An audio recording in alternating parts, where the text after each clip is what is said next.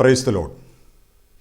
പ്രിയ സഹോദരങ്ങളെ, ഒരു ദൈവഭക്തനായി ജീവിക്കുന്ന വ്യക്തിയെ സർവ്വസനായ ദൈവം എപ്പോഴും സംരക്ഷിക്കുകയും പരിപാലിക്കുകയും അവൻ്റെ വീഴ്ചയിൽ അവന് തുണയായിരിക്കുകയും അവൻ്റെ ആപത്തുഘട്ടങ്ങളിലൊക്കെ വരുമ്പോൾ അവനെ സംരക്ഷിക്കുകയും ചെയ്തതായിട്ട് വിശുദ്ധ ബൈബിൾ നമുക്ക് കാണാൻ പറ്റും.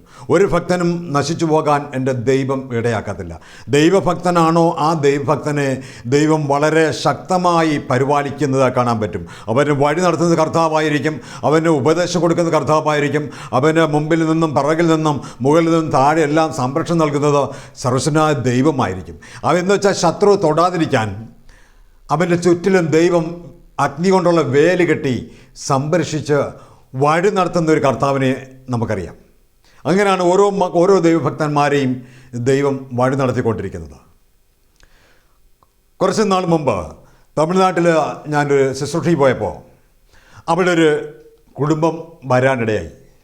ആ കുടുംബമായിട്ട് സംസാരിച്ചപ്പോൾ ആ കുടുംബം വളരെ ദാരിദ്ര്യം, കഷ്ടതയിലും, വീടില്ല, ഭവനമില്ല, ഭൂമിയില്ല, ഒന്നുമില്ലാത്ത അവസ്ഥയിൽ ആ കുടുംബമായിട്ട് സംസാരിക്കുന്ന സമയത്ത് ആ സഹോദരൻ പറയുക, ഞാൻ വർഷങ്ങളായിട്ട് ദൈവത്തിൻ്റെ സന്നിധിയിൽ ഇരിക്കുന്ന ഒരു വ്യക്തിയായിരുന്നു. എനിക്കൊരുപാട് ആത്മീയ മക്കളുമായിട്ട് പരിചയമുണ്ട്. എല്ലാം എനിക്കുണ്ടായിരുന്ന സമയത്ത് എനിക്ക് ധാരാളം സുഹൃത്തുക്കളും ആത്മീയ സഹോദരങ്ങളും എല്ലാം എന്നോട് ചേർന്ന് നിന്നു. പക്ഷേ ഈ അടുത്ത കാലത്ത് എൻ്റെ എല്ലാം നഷ്ടപ്പെട്ടു പോയി.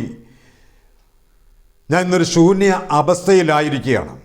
ഇപ്പം എനിക്ക് മുന്നോട്ട് പോകാൻ യാതൊരു മാർഗമില്ലാതെ ഞാൻ വിഷമിച്ചിരിക്കുന്ന സമയത്താണ് ഇവിടുത്തെ കോർഡിനേറ്റർ എന്നെ വന്ന് പ്രാർത്ഥനയ്ക്ക് വിളിച്ചത്. ഒരു വ്യക്തി ചോദിച്ച, സഹോദരൻ, നിങ്ങൾ ദൈവത്തിൽ നിന്ന് അകന്നുപോയ ഏതെങ്കിലും മേഖല ഉണ്ടോ?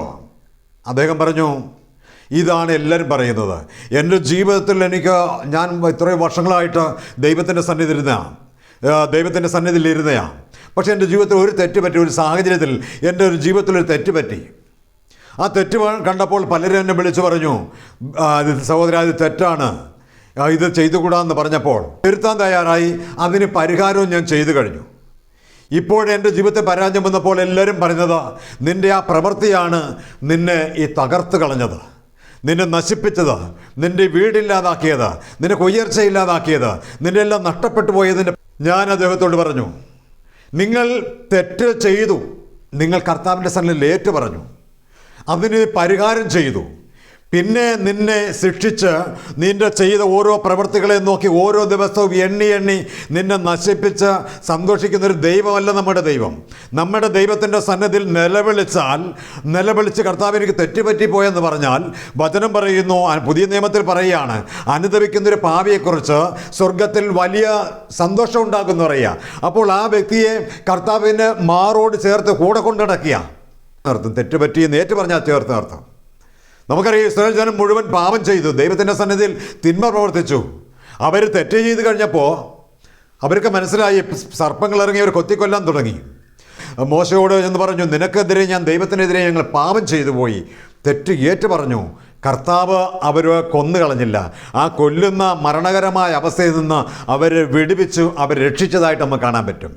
ഇവിടെ കർത്താവിൻ്റെ കൃപായുഗത്തിൽ കർത്താവിൻ്റെ കരുണ ഒഴുകുന്ന സമയത്ത് നിൻ്റെ ഒരു തിന്മയെ ഓർത്ത് കർത്താവ് എണ്ണി ശിക്ഷിക്കുന്നില്ല. കർത്താവ് പറയുക, നിന്നെ അനുദപിക്കുന്നൊരു പാപിയെക്കുറിച്ച് സ്വർഗത്തിൽ സന്തോഷം ഉണ്ടാകും. അനുദപിക്കുന്നവനെ കർത്താവ് ചേർത്ത് നിർത്തും. കർത്താവ് പിന്നെ നിന്നെ വഴി നടത്തുന്നത് കർത്താവായിരിക്കും. ഹല്ലേലൂയ. നിനക്കും ദൈവഭക്തനാണെന്ന് പറഞ്ഞാലും നിനക്കും വീഴ്ചകൾ വരാം, നിനക്ക് തകർച്ചകൾ വരാം, നിനക്ക് രോഗം വരാം, നിനക്ക് എല്ലാ കഷ്ടതയും വരാം. പക്ഷേ നിന്നെ കീഴടക്കത്തില്ല സഹോദര. നിന്റെ വീഴ്ച കണ്ട് സന്തോഷിക്കുന്നവരുണ്ടാകാം, പക്ഷെ അതൊന്നും കണ്ട് നീ പതറിപ്പോകണ്ട. അവിടെ നീ ഉറപ്പുള്ളവനായി നിൽക്കാൻ പറഞ്ഞു. നിന്നെ ഉയർത്തുന്ന ഒരു കർത്താവുണ്ടെന്ന് പറഞ്ഞു. ഹല്ലേലൂയ. പ്രഭാഷകൻ്റെ പുസ്തകത്തിൽ 27-ാം അധ്യായം അതിൻ്റെ 29-ാം തിരുവചനം ഇപ്രകാരം പറയുന്നു, വീഴുമ്പോൾ ആനന്ദിക്കുന്നവൻ കെണിയിൽ കുടുങ്ങും, മരണത്തിന് മുമ്പ് വേദന അവനെ വിഴുങ്ങും. അതുകൊണ്ട് നിന്നെ ദൈവഭക്തൻ വീഴുമ്പോൾ ആനന്ദിക്കുന്നവരുണ്ടാകാം, പക്ഷെ അതൊന്നും കണ്ട് നീ വിഷമിക്കണ്ട. നീ അവിടെ നിന്ന് കർത്താവിൻ്റെ നാമത്തിൽ അവരെ അനുഗ്രഹിച്ച് പ്രാർത്ഥിക്കണം.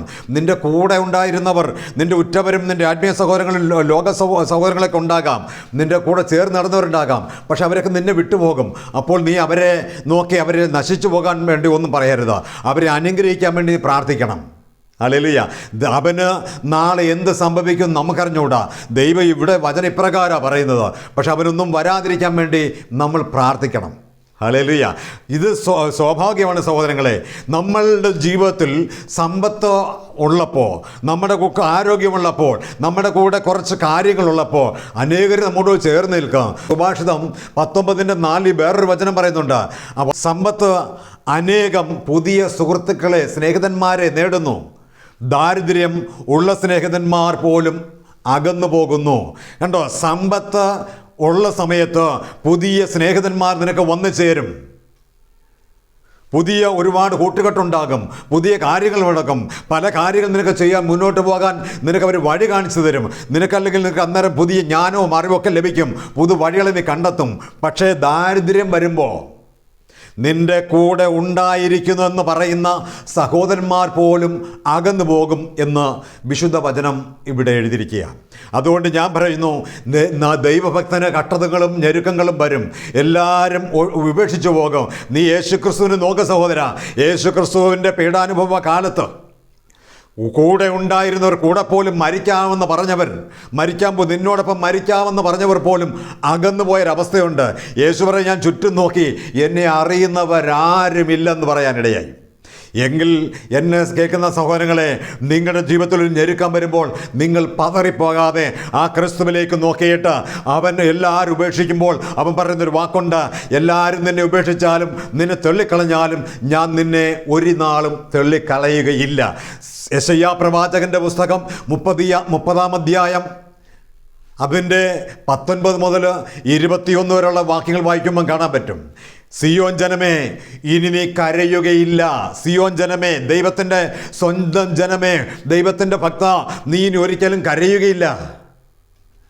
നിനക്കൊരു കരയേണ്ട ഒരു അവസ്ഥ വന്നാൽ പോലും നീ കരയുമ്പോൾ നിന്റെ വിലാപസ്വരം കേട്ടിട്ട് നിന്നോട് കരുണ കാണിച്ച് നിനക്ക് ഉത്തരമരുളുന്ന ദൈവമാണ് ഞാൻ യേശു പറയുക ഇവിടെ. ഹല്ലേലൂയ. നിന്റെ വിലാപസ്വരം കേട്ടിട്ട് ദൈവഭക്തം കൊണ്ട് കരയുന്ന കണ്ടിട്ട് ദൈവം മറുതലിച്ച് കടന്നു പോകത്തില്ല.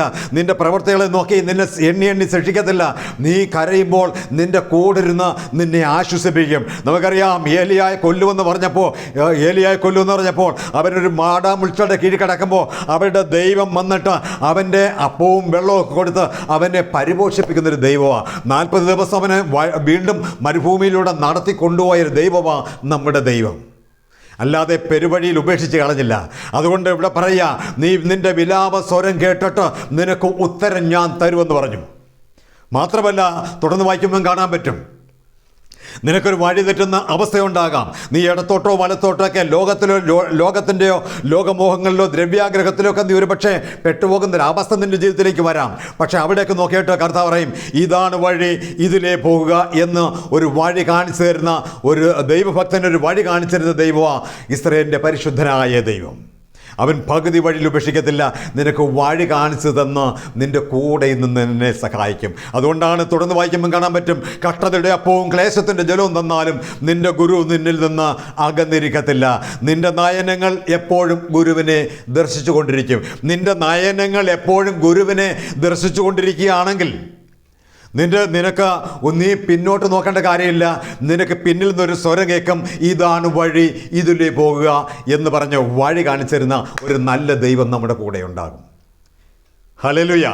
അപ്പോൾ നിങ്ങൾ ഈ വിഷമിക്കേണ്ട കാര്യം, നിങ്ങൾ എന്നെ കേൾക്കുന്നവർ സഹോദരങ്ങളെ, നിങ്ങളുടെ ജീവിതത്തിൽ പ്രതികൂലങ്ങളും നിങ്ങളുടെ കൂടെ ഉള്ളവരെല്ലാം നിങ്ങൾ ഉപേക്ഷിച്ച് പോയ ഒരു അവസ്ഥ നിങ്ങളുടെ ജീവിതത്തിൽ ഉണ്ടെങ്കിൽ നിങ്ങൾ അതിനെ ഓർത്ത് കരയേണ്ട. കാരണം നിന്നെ നടത്തുന്ന യഹോവയായ ദൈവം നിൻ്റെ വലത്ത് കരുതി പിടിച്ച് നിന്നെ വഴി നടത്തിക്കൊണ്ടേയിരിക്കും. ഹല്ലേലൂയ. അതുകൊണ്ട് നിനക്ക് ഇനി ശത്രുക്കൾ ഉണ്ടാകത്തില്ല. നിൻ്റെ ശത്രുക്കളെ നിന്നെ മുമ്പേ പോയി അവൻ തകർത്തിട്ട് നിനക്ക് പുതുവഴികളെ കാണിച്ചു തന്ന് നിന്നെ നടത്താൻ തുടങ്ങും. യെശയ്യാ പ്രവാചകന്റെ പുസ്തകം 45-ാം അധ്യായം 2-ാം തിരുവചനം പറയുക, ഞാൻ നിനക്ക് മുമ്പേ പോയി മലകൾ നിരപ്പാക്കുകയും പിച്ചളവാതിലുകൾ തകർക്കുകയും ഇരുമ്പോടാമ്പുകളെ ഓടിക്കുകയും ചെയ്യും. എന്താ പറഞ്ഞിരിക്കുന്നത്? നിനക്ക് നിന്റെ ജീവിതത്തിൽ ദൈവഭക്തനാണോ? നീ ദൈവത്തെ വിളിക്കുന്നവനാണോ? കർത്താവിൻ്റെ കൽപ്പനകളെ മുറുകെ പിടിക്കുന്നവനാണോ? നിന്റെ ജീവിതത്തിൽ മല പോലുള്ള വിഷയങ്ങളും നിന്റെ ജീവിതത്തിൽ വരാം. നിന്നെ സാത്താൻ കെട്ടിയിട്ടിരിക്കുന്നത് പോലെ ബന്ധിച്ച് മുറുക്കിയിട്ടേക്കുന്ന അവസ്ഥ നിന്റെ ജീവിതത്തിൽ വരാം. നിനക്കൊരു ചുവട് പോലും മുന്നോട്ട് പോകാൻ പറ്റാത്ത അവസ്ഥ നിന്റെ ജീവിതത്തിലും വരാം. പക്ഷെ അവിടെ കർത്താവ് പറയുക, ഞാൻ നിനക്ക് മുമ്പേ പോയി മലകൾ നിരപ്പാക്കുകയും ഈ പിച്ചളവാതികൾ തകർക്കുകയും ഇരുമ്പോടാമ്പിൽ ഓടിക്കുകയും ചെയ്ത് എന്നിട്ട് നിന്നെ ഞാൻ സുഗമമായി നിന്നെ വഴി നടത്തും. ഹല്ലേലൂയ. യേശുവേ സ്തോത്രം പറഞ്ഞേ, ഹല്ലേലൂയ. അപ്പോൾ ഇത്രയും പരിപാലിക്കുന്നൊരു ദൈവമാണ് നമ്മുടെ ദൈവം. അവൻ പറയാ, ഞാൻ നിനക്ക് മുമ്പേ കടന്നു പോകും, ഞാൻ നിനക്ക് മുമ്പേ പോയി വഴി ഒരുക്കും. ഹല്ലേലൂയ. മിക്ക പ്രവാചകൻ്റെ പുസ്തകം 2-ാം അധ്യായം 13-ാം വാക്യമൊക്കെ വായിക്കാൻ കാണാൻ പറ്റും. കർത്താവ് നിനക്ക് മുമ്പേ നടക്കും, രാജാവ് നിനക്ക് മുമ്പേ നടക്കും, കർത്താവ് നിനക്ക് വഴികാട്ടിയായിരിക്കും, കർത്താവ് നിന്നെ നയിച്ചുകൊണ്ടേയിരിക്കുമെന്ന്. ഹല്ലേലൂയ. അതുകൊണ്ട് നിങ്ങൾ ആരും പതറിപ്പോകേണ്ട സഹോദര എന്ന് ഞാൻ പറഞ്ഞു കൊടുത്തു. ആ സഹോദരന് വളരെ വിശ്വാസമായി കർത്താവ് വഴി നടത്തുന്നുള്ള ഉറപ്പ് വന്നു. ഞാൻ പറഞ്ഞു, ഞങ്ങളെയൊക്കെ വഴി നടത്തിയത് അങ്ങനെ ഞങ്ങളുടെ ജീവിതത്തിൽ ഒരുപാട് തകർച്ചകളും വേദനയൊക്കെ ഞങ്ങളുടെ ജീവിതത്തിലൂടെ കടന്നു വന്നു. ഞങ്ങളുടെ ജീവിതം പറഞ്ഞു കൊടുത്തു. ഞങ്ങളുടെ ജീവിതത്തിൽ ഒരുപാട് കഷ്ടതകളും ഞെരുക്കങ്ങളും ഒറ്റപ്പെടുത്തലും എല്ലാം ഞങ്ങളുടെ ജീവിതത്തിലുണ്ടായി. പക്ഷേ അവിടെയൊക്കെ പിടിച്ചു നിന്നതുകൊണ്ടാണ് ഇന്ന് നിങ്ങളോട് ധീരമായി പറയാൻ പറ്റുന്നത്, നിങ്ങളെ ഉയർത്തുന്ന ഒരു ദൈവമുണ്ട്. അതുകൊണ്ട് നീ താഴെ പോകാൻ എൻ്റെ ദൈവം അനുവദിക്കത്തില്ല. എല്ലാവരും വിട്ടുപോകുമ്പോഴും കർത്താവ് നിൻ്റെ വലം കരത്തിൽ പിടിച്ചിരിക്കും. ഹല്ലേലൂയ. പക്ഷെ നിനക്ക് മുമ്പേ കർത്താവ് പോയി. നീ നോക്ക്, ഇസ്രായേൽ ജനം പാപം ചെയ്തു, ദൈവത്തിനെതിരെ നിന്നു. പക്ഷേ എങ്കിൽ പോലും അവർ കരഞ്ഞപ്പോൾ അവരടുക്കലേക്ക് വന്ന് ആശ്വസിപ്പിച്ചു. ചെങ്കടൽ അവരുടെ മുമ്പിൽ വന്നു. ആ ചെങ്കടലിനൊക്കെ വിഭജിച്ച് കർത്താവ് അവരെ വഴി നടത്തിയില്ലേ. പകൽ മേഘസ്തംഭമായും രാത്രി അഗ്നിസ്തംഭമായും അവർ കൂടെ നിന്ന് കർത്താവ് അവരെ പരിപാലിച്ചു. അവരുടെ യാത്രയിലെല്ലാം കർത്താവ് അവർ നയിച്ചുകൊണ്ടേയിരുന്നു. ദൈവഭക്തനാണെങ്കിൽ നിങ്ങളെയും കർത്താവ് നയിക്കും. നിങ്ങൾ വീണു പോകാൻ എൻ്റെ ദൈവം അനുവദിക്കത്തില്ല. നിയമാവർത്തന പുസ്തകം 32-ാം അധ്യായം അതിൻ്റെ 11-ാം തിരുവചനം, കുഞ്ഞുങ്ങളുടെ മുകളിൽ ചിറക് വിരിക്കുകയും വിരിച്ച ചിറകളിൽ കുഞ്ഞുങ്ങളെ വഹിക്കുകയും ചെയ്യുന്ന കഴുകനെ പോലെ നമ്മളെ കർത്താവ് വഹിക്കും. ദൈവഭക്തനെ കർത്താവ് എങ്ങനെയാണ് വീഴാതിരിക്കാൻ സൂക്ഷിക്കുന്നത്? അവൻ വീണു പോകാതിരിക്കാൻ അവൻ്റെ ഉള്ളം കരത്തിൽ നമ്മളെ താങ്ങുമെന്ന് സങ്കീർത്തനക്കാരൻ എഴുതി വെച്ചിരിക്കുക. ഇവിടെ പറയുക, കഴുകൻ തൻ്റെ കുഞ്ഞുങ്ങളെ ചിറയെങ്കിൽ വഹിക്കുന്നത് പോലെ നിന്നെ ഞാൻ ചിറയെങ്കിൽ വഹിച്ചുകൊള്ളും. തള്ളക്കോഴി കുഞ്ഞുങ്ങളെ ചേർക്കുന്നത് പോലെ നിന്നെ ചേർത്തുകൊള്ളും. നീ വീണു പോകാൻ, നശിച്ചു പോകാൻ ദൈവം അനുവദിക്കത്തില്ല. നിൻ്റെ കർത്താവ്, നീ അഗ്നിയിലൂടെ നടന്ന പൊള്ളലേക്കാൻ ദൈവം അനുവദിക്കത്തില്ല. നീ വെള്ളത്തിലൂടെ നടന്നാൽ, അതുപോലെ നിൻ്റെ ജീവിതത്തിൽ അവസ്ഥ വന്നാൽ നീ മുങ്ങിപ്പോകാൻ എൻ്റെ ദൈവം അനുവദിക്കത്തില്ല. കാരണം കർത്താവ് നമ്മളുടെ കൂടെ ദൈവഭക്തൻ്റെ കൂടെ ഉണ്ടായിരിക്കും. നമുക്കറിയാം കഴുകൻ എങ്ങനെയാണ് തൻ്റെ കുഞ്ഞുങ്ങളെ ചിറകിൽ വഹിക്കുന്നത്. കൂട് ചലിപ്പിച്ച കുഞ്ഞുങ്ങൾ പറക്കാറാകുന്ന സമയത്ത് ഇതിൻ്റെ കൂട് ഇളക്കിയിട്ട് ഏറ്റവും ഉയരത്തിൽ പറക്കുന്ന ഒരു പക്ഷിയാണ് കഴുകൻ. അതിൻ്റെ ചിറകളിൽ കുഞ്ഞുങ്ങളെ വഹിച്ചിട്ട് ഏറ്റവും ടോപ്പിൽ കൊണ്ടുപോയിട്ട് അവിടെ നിന്ന് വിട്ടുകൊടുക്കും. അങ്ങനെ പറന്ന് അത് തളർന്ന് വരുമ്പോഴത്തേക്ക് അതിൻ്റെ ചിറകൊണ്ട് നീട്ടിക്കൊടുത്തു. ആ ചിറയെങ്കിൽ അതിനെ വഹിക്കും. അത് വീണു പോകാൻ അനുവദിക്കത്തില്ല. വീണ്ടും മോളിൽ കൊണ്ടുപോയിട്ട് അവിടെ നിന്ന് വിട്ടിട്ട് വീണ്ടും അതിൻ്റെ ചിറക് വിരിച്ച് അതിന് വീണ്ടും താങ്ങും. അങ്ങക്കാൻ പഠിപ്പിക്കുന്ന ഇങ്ങനെ. ഇതുപോലെ വീണാലും ദൈവഭക്തൻ എഴുന്നേക്കും. ദൈവഭക്തൻ വീഴും, അവന് വീണ്ടും എഴുന്നേക്കും. ദൈവഭക്തൻ വീഴുമ്പോൾ അവന് ഉടഞ്ഞു പോകാൻ എൻ്റെ ദൈവം അനുവദിക്കത്തില്ല. അവൻ്റെ ഉള്ളം കരത്തിൽ അവൻ താങ്ങിക്കൊള്ളും. ഹല്ലേലൂയ. ദൈവം തൻ്റെ കരത്തിൽ താങ്ങി നമ്മളെ പരിപാലിക്കുവാൻ തക്കവണ്ണം നമ്മുടെ കൂടിരുന്ന് സഹായിക്കുവാൻ സർവ്വശക്തനായ ദൈവം ഉണ്ടായിരിക്കും. നിങ്ങളുടെ ജീവിതത്തിൽ ഇതുപോലെ നീറുന്ന പ്രതികൂലങ്ങളും പ്രതിസന്ധികളും തകർച്ചകളും ഒക്കെ ഉണ്ടെങ്കിലും നിങ്ങൾ അതിനെക്കുറിച്ചൊന്നും ആകുലപ്പെടേണ്ട.